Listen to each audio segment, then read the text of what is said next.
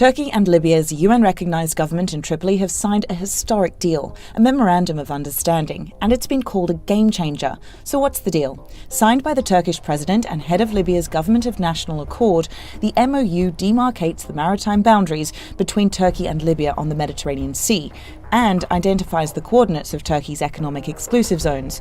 Here's a little background. Greece and Greek Cyprus's plan was to limit Turkey's economic exclusive zones to around the Gulf of Antalya, which would restrict Turkey's capacity to be involved in the energy geopolitics of the Eastern Mediterranean. You see, Greece, Egypt, Israel and the Greek Cypriot administration previously signed maritime agreements that excluded Turkey. But with this newly signed deal with Libya, Turkey hopes to disrupt that plan that would isolate Ankara from energy exploration in the region and show that it's using diplomatic means to protect its rights in the Eastern Mediterranean under international law. Through this deal, Turkey could prompt other Mediterranean powers to reach out to Ankara to implement the EastMed gas pipeline project, which hopes to revolutionise the economies and geopolitics of the region. So Turkey reiterates that the MoU isn't about exclusion and conflict, but a step to seek resolution through inclusive dialogue over the Eastern Mediterranean. But it's not just about the Eastern Mediterranean. The deal also includes agreements on weapon transfer, technical support, intelligence sharing, security training, exchange of weapons systems, and various other forms of cooperation between the two countries.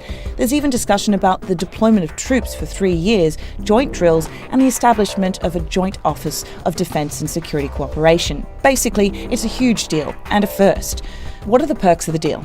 It's a win-win situation for both parties. Turkey gets to be actively involved in plans regarding the Eastern Mediterranean and conduct energy exploration efforts like the others, and also disrupt the plans that seek to limit Turkey's economic exclusive zone. And since Turkey has the longest coastline in the Eastern Mediterranean and its maritime military defence has always been of utmost importance, Ankara wants to assert that it is just as part of the Eastern Mediterranean as any other country in the region, and that the Turkish Republic of Northern Cyprus has rights to the resources in the area just as much as the Greek Cypriot administration. Essentially, this maritime deal seeks to strengthen Turkey's position in the region against Greece and the Greek administration of Cyprus, who attempt to isolate Turkey and the Turkish Cypriots.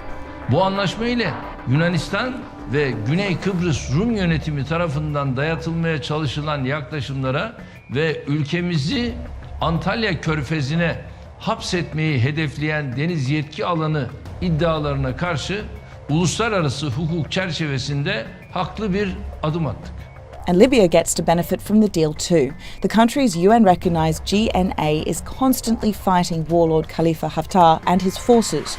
Haftar is still actively trying to seize Tripoli and usurp the country's gas and petrol reserves with the help of foreign support. This deal makes it possible for Libya's UN-recognised government to ask Turkey for military assistance when it needs it, and help it thwart any attack by forces affiliated with the renegade military commander. Yani bizim derdimiz düşman kazanmak değil, dost kazanmak. Düşman olanlar varsa onları da dost olmaya davet etmek. So this new deal could serve as a positive step forward for more than just Turkey and Libya. It could potentially pave the way for healthier dialogue over changes to the Eastern Mediterranean and how respective countries benefit from those changes.